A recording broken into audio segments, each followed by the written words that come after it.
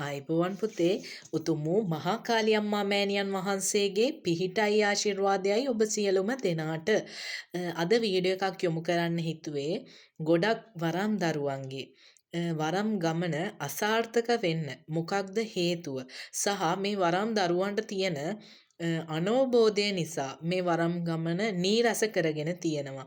ඉතින් ඇත්තටම ඇයි එහෙම වෙන්නේ? ඔයාලා මොකක්ද වරම් මේ ගමන් මාර්ග කොහොමද ඔයා නිවැරදිව අවබෝධ කරගන්නේ කියලයි මේ වීඩියෝ එක යොමු කරන්න හිතුවේ. පුතේ වරමක් කියන්නේ මොකක්ද කියලා ඔයා හොඳටම දන්නවා. එතකොට මෙහිම වරමක් ඔයාට ලැබෙනවා කියන්නේ දේව අවසර ඇතුව ඒ දේ ඊටමත් පින්වන්ත ශක්තිමාලාවක්. එතකොට ඒ දේ ඇයි ඔයාලට එපා වෙන්නේ?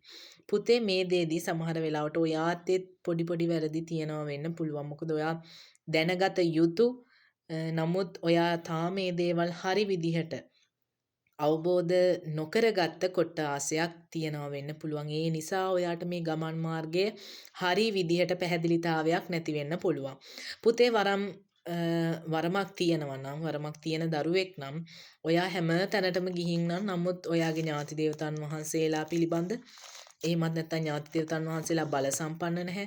එහෙමත් නැත්නම් මාස 4ක් 5ක් 6ක් ඔයා වැඩ කරලා පහන් තියලා හොඳට යම් කිසි විදියකට වැඩකට කරපු දරුවෙක් නම් සමහර වෙලාවට එතනින් පස්සේ ඔයාට බොහොම ගැටලු වලට මුහුණ පාන්න සිද්ධ වෙලා ඇති. ඉතින් එහෙම දරුවෙක් නම් ඔයා ඇයි එහෙම සිද්ධ වුනේ කියලා ඔයා චුට්ටක් හිතලා බලන්න. මොකද ප්‍රධානම කාරණාව තමා දැන් ගොඩක් වරම් දරුවන්ට තියෙන්නේ හරි විදිහට වරම් මාලාව අවබෝධ කර නොගැනීම. ඒ කියන්නේ වරම හරි විදියට හඳුනා නොගැනීම. පුතේ වරම හඳුනා ගන්නවා කියන්නේ මොකක්ද? සාමාන්‍ය පුතේ ඔයා දෙවොලකට ගිහින් වරම් පරීක්ෂාවක් සිද්ධ කරනවා කියන්නේ වරම හඳුනා ගන්න ඔයා කරන පළවෙනි පියවර. ඒ වගේම ඒ දෙවොලේ ඉන්නා වූ ගුරුවරයාත් ඔයත් දෙන්නම පුතේ මේ වරම් පරීක්ෂාවක් සිදු කිරීමෙන් බලාපොරොත්තු වෙන්නේ මේ වරම් මාලාව හඳුනා ගැනීම. එතකොට මොනවද හඳුනා ගන්න ඕනේ? ඔයා වරම හඳුනා ගන්න ඕනේ කියන්නේ පුතේ ඔයාට සමහර විට ඥාති එනවා කියලා දන්නවා ඇති. එහෙමත් නැත්නම් කොහෙන් හරි කියලා ඇති. ඔයාට ආරූඪ වෙනවා ඇති. නමුත් ඔයා මේ පිළිබඳ සම්පූර්ණයෙන් දන්නවද? සමහර වෙලාවට පුතේ මේ ඥාති දේවතාවුන් වහන්සේලා පෙර භවයේ ඉන්න කට්ටිය වෙන්න පුළුවන්. එහෙමත් නැත්නම් මේ භවයේ ඉන්න ඔයාගේ ඥාතියෙක් වෙන්න පුළුවන්. හැබැයි ඒ දේවත් ඔයා සමහර විට හරි විදිහට නොදන්නවා වෙන්න පුළුවන්. සමහර වෙලාවට ඥාති ඉන්නවා කියලා දන්නවා. හැබැයි මේ කවුද කියලාවත් දන්නේ නැති වෙන්න පුළුවන්. ඒ වගේම ඥාතියෙක් ශරීරගත වෙනවා. නමුත් අවසර කාගෙන්ද එන්නේ? කවුද මුල් වෙන්නේ කියලා හරියට කියන්න නැහැ. එහෙමත් නැත්නම් හරි විදිහට මේ දේවල් ඔයාට නොතේරෙනවා වෙන්න පුළුවන්. පුතේ ඔයා වරම් දරුවෙක් නම් ඉස්සරෝම කරන්න ඕනේ. ඔයාගේ මොකද මේ වරම් මාලාවක් එද්දි ප්‍රධාන වරම් මාලාව වගේම තව වරම් අවසර මාලා උදාපත් වෙනවා. එතකොට මෙතනින් ප්‍රධානම ඔයා සිද්ධ කරන්න ඕන ඔයාගේ ප්‍රධාන මුල් වරම් අවසර මාලාව හඳුනා ගැනීම. මොකද ඒ දේ තමයි ඔයාගේ ඉදිරි ගමන තීරණය කරන ප්‍රධානම සාධකේ. ඒත් එක්කම පුතේ සෙසු වරම් පිළිබඳ අවසර පිළිබඳ අපි බලනවා. නමුත් ප්‍රධාන අපි තැනක් දෙන්න ඕනේ මේ මුල් වරම් අවසර මාලාවට. ඔයා දැනගන්න ඕන මේ මුල් අවසර වරම් මාලාව කාගෙන් දෙන්නේ කොයි විදිහට දෙන්නේ. එතකොට ඔයාගේ ඥාති දේවතාවුන් වහන්සේ කවුද? මේ භවයේ කෙනෙක්ද පෙර භවයේ කෙනෙක්ද? එතකොට ඔයාගේ මේ වරමෙන් කළ හැකි දේ නොකළ යුතු දේ වරමට කරන්න සුදුසු දේ නොසුදුසු දේ ඔයාගේ ගමන් මාර්ගයේ කොයි විදිහටද යන්න ඕනේ කියන දේවල් අනිවාර්යෙන්ම ඔයා දැනගත යුතුයි මේ වරම් හඳුනා ගැනීමේදී. එහෙමත් නැත්නම් වරම් පරීක්ෂාවේදී.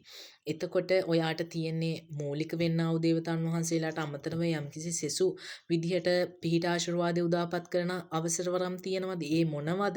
ඒ දේවල් කොහොමද ඔප්නම්වා ගන්නෙ කියන දේවලුත් ඔයා මේ දේදී හරියට දැනගත යුතුයි. මොකද ගොඩාක් දරුවන්ට ඔය මාස 3ක් 4ක් 5ක් පහන් තියලා දේවල් කරද්දි කරදර වලට මුහුණ පාන්න සිද්ධ වෙනවා. එහෙමත් නැත්නම් අර හොඳට පේන කියපු දරුවා පේන නොකියන්නේ. එහෙමත් නැත්නම් හරියට පණිවිඩෙන්නේ නැහැ. පේන බලන්න බෑ. ඊට පස්සේ හිතනවා කොහෙන් හරි හිර කරලා කියනවා. එහෙමත් නැත්නම් විනයක් කරලා තියනවා කියලා.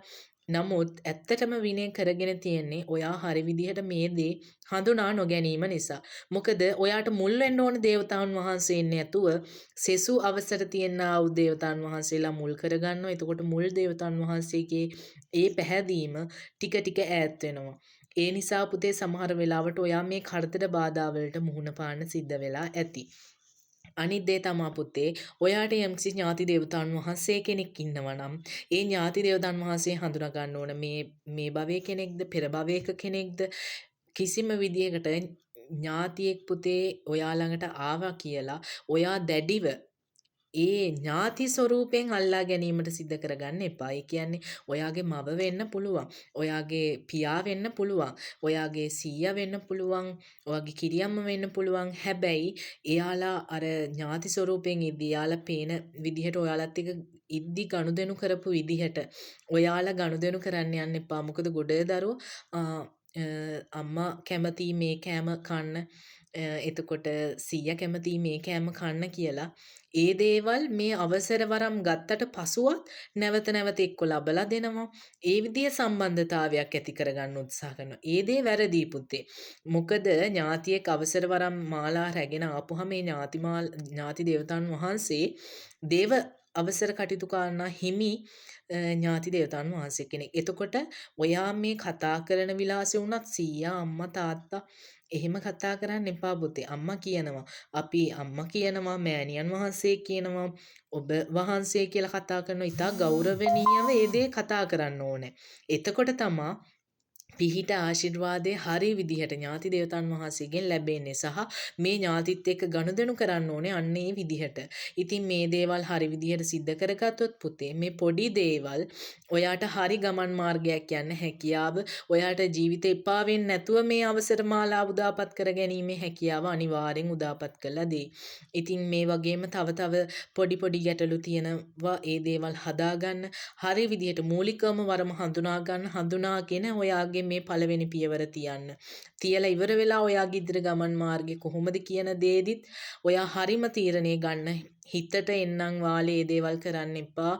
ඒ දේවල් හරිද වැරදිද කියලා බලලා කටයුතු කාරණා කරන්න.